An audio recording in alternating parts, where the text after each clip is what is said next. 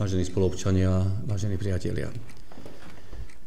Som presvedčený, že ma poznáte. Som nezávislý primátor mesta Rimavskej Soboty. Volám sa Jozef Šimko.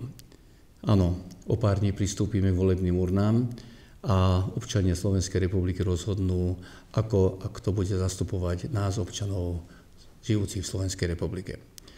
Áno, od roku 1993, teda od doby, kedy vznikla samostatná Slovenská republika, do lavíc Národnej rady Slovenskej republiky pristúpili a posadili sa viacerí naši spoluobčania.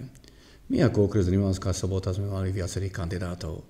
Dnes samotné mesto i celý región i okres Rimavská Sobota máme historickú šancu, pretože tú šancu nám ponúka strana maďarskej komunity. Je to jediná politická strana, ktorá do prvej desiatky zaradila dvoch našich občanov priamo z mesta Rimavskej Soboty. Áno, je to pán August František, ktorý kandiduje pod číslom 8 a pán Zoltán Cyprus, ktorý kandiduje pod číslom 10, pod politickou stranou strana maďarskej komunity číslo 21. Áno, vážení spoluobčania, pamätáme sa na výsledky, čo nám priniesli niektorí poslanci, ktorí zastupovali okres a náš región.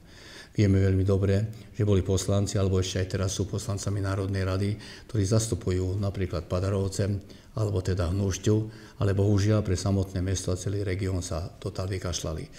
Teraz práve za to, že máme historickú šancu, že tu máme dvoch kandidátov, ktorí majú šancu dostať sa do Národnej rady Slovenskej republiky a som osobne presvedčený, budú zastupovať záujmy nielen samotného mesta, i samotného regiónu, i celého okresu Rimavská Sobota.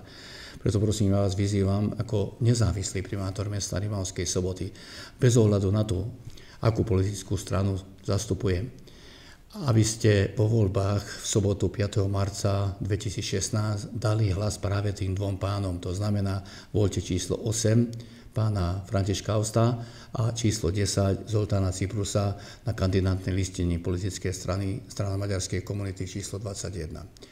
Engedjék meg, hogy Orbán Viktor, magyar miniszterelnök szavaival szóljak önökhöz, aki azt mondta, hogy sokan vagyunk, csak még nem elegen. Úgyhogy arra kérem önöket, hogy mindenki március 5-én menjen el szavazni, és a 21-es listán karikazzak a 8-as számot és a 10-es számost. Az azt jelenti, hogy August Ferencet és Cyprus Zoltánt. Köszönöm szépen!